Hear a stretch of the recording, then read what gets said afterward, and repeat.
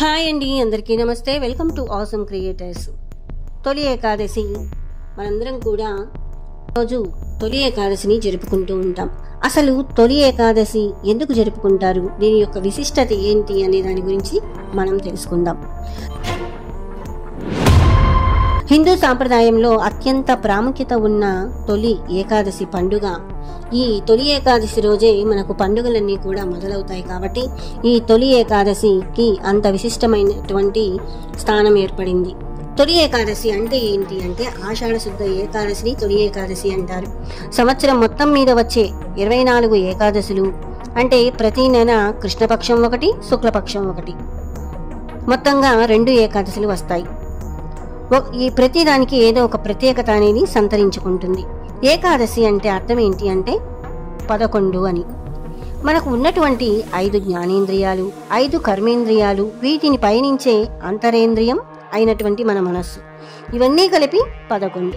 ఈ 11 ఏకోన్ముఖంగా పనిచేసే సమయమే ఏకాదశి. ఇక తొలి ఏకాదశి విశిష్టత ఏంటి అంటే ఆషాఢమాస ఏకాదశి తొలి ఏకాదశిగా జరుపుకుంటాము. దీనిని శయన ఏకాదశి అని, ప్రథమ ఏకాదశి అని, హరివాసరం అని పిలుస్తూ ఉంటాం. ఈరోజు శ్రీ మహావిష్ణువు క్షీరాబ్ది యందు శేషపాన్పుపై శయనిస్తాడు కనుక దీనిని శయన ఏకాదశి అని కూడా పిలుస్తాం. నిజానికి ఒక రకంగా పరిశీలిస్తే ఇది ప్రకృతిలో జరిగే మార్పులకు, అంటే పంచభూతాలు, సూర్యచంద్రులు, గ్రహాలు పరస్పరం సంబంధాన్ని, వాటి ఆగమనాన్ని బట్టి చెప్పవచ్చు. ఉత్తర దిశగా ఉన్న సూర్యుడు ఈ రోజు నుంచి దక్షిణ దిశకు వాలుతున్నట్టు కనిపిస్తాడు. ఈ రోజు నుంచి దక్షిణాయనం ప్రారంభమవుతుందని సూచన. చాతుర్మాస్య వ్రతం కూడా ప్రారంభమవుతుంది. ఇదే రోజున గోపద్మ వ్రతమును ఆచరిస్తారు.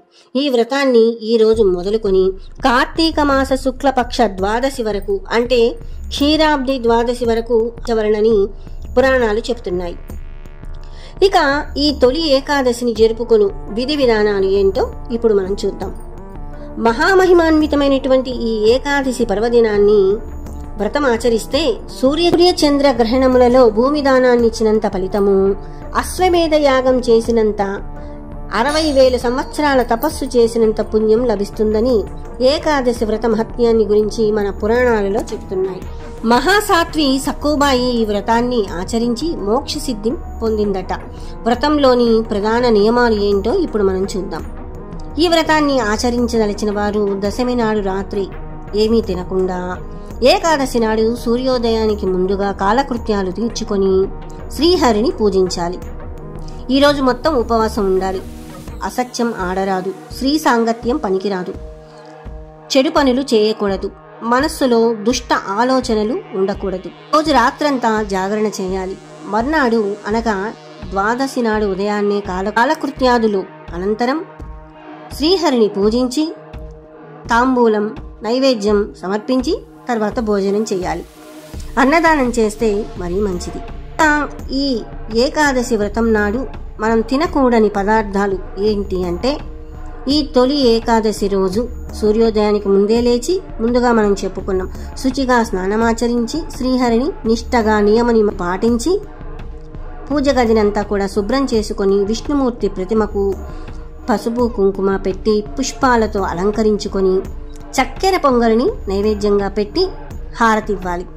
ఏకాదశి వ్రతం ఆచరించే వారు కాల్చిన వండిన వస్తువులు తినకూడదు, మాంసాహారం భుజించకూడదు. అలాగే పుచ్చకాయ, గుమ్మడికాయ, చింతపండు, ఉసిరి, ఉలవలు, మినుములు తీసుకోకూడదు. అదేవిధంగా మంచం పైన పడుకోకూడదు. పురాణాలు చదువుకోవాలి. ఈ ఏకాదశి విశిష్టతను గురించి పద్మపురాణంలో చాలా చక్కగా వివరించారు. కష్టాలతో తలమునకలవుతున్నటువంటి ఈ మానవ జాతిని ఉద్ధరించడానికి సాక్షాత్తు శ్రీహరే ఈ ఏకాదశిని ఏర్పాటు చేశాడని, ఈ వ్రతాన్ని నియమనిష్టలతో ఎవరైతే ఆచరిస్తారో వారికి సమస్త వ్యధలు తొలగిపోతాయి, మరణానంతరము వైకుంఠ ప్రాప్తి లభిస్తుందని పద్మపురాణంలో పేర్కొనబడింది. ఈ రోజు నుంచి కార్తీక శుద్ధ ఏకాదశి వరకు చాతుర్మాస్య వ్రతం అవలంబిస్తారన్నమాట. శాకాహారులై ఉపవాస వ్రతం ఆచరించాలన్నది ఈ చాతుర్మాస వ్రత నియమం. ఏకాదశి నాడు ఉపవసించి మరునాడు పారణ చేసి ప్రసాదం తీసుకొని వ్రతం ముగిస్తారు. ఇది ముఖ్యంగా రైతుల పండుగ అని కూడా చెప్పచ్చు. ఏరువాకలాగే తొలి ఏకాదశిని వేడుకగా చేసుకుంటారు. ఎందుకు అంటే అతివృష్టి, అనావృష్టి లాంటి ప్రకృతి వైపరీత్యాలు చోటు చేసుకోకూడదని, పైరుకు ఏ రకమైనటువంటి తెగులు సోకకూడదని, ఏ సమస్యలు ఎదురవ్వకుండా ఉండాలని రైతులంతా కూడా దండం పెట్టుకొని ఈ తొలి ఏకాదశి పండుగ నాడు మొక్కజొన్న పేలాలను మెత్తటి పొడిగా దంచి అందులో నూరిన బెల్లం కలిపి దేవుడికి నైవేద్యంగా నివేదిస్తారు. ఈ ప్రసాదాన్ని నివేదించి వారు కూడా ఇదే ప్రసాదాన్ని తింటారు. ఈ తొలి ఏకాదశి నాడు ఈ పేలపిండిని రైతులంతా కూడా తప్పకుండా తింటారు. మరి ఈ తొలి ఏకాదశి రోజు శేషసాయిని మనం పూజిస్తే మనకు అష్టైశ్వర్యాలు చేకూరుతాయని పండితులు అంటున్నారు. మరి విన్నారు కదండి, తొలి ఏకాదశి విశిష్టత ఏంటి, మనము ఉపవాసం ఎలా ఉండాలి, ఈరోజు ఏమి తినకూడదు, ఏమి తినాలి, ఎలా స్వామిని పూజించాలి, ఇవన్నీ కూడా మరి ఈ వీడియోలో చెప్పడం జరిగింది. అందరూ కూడా తొలి ఏకాదశి రోజు విష్ణుమూర్తిని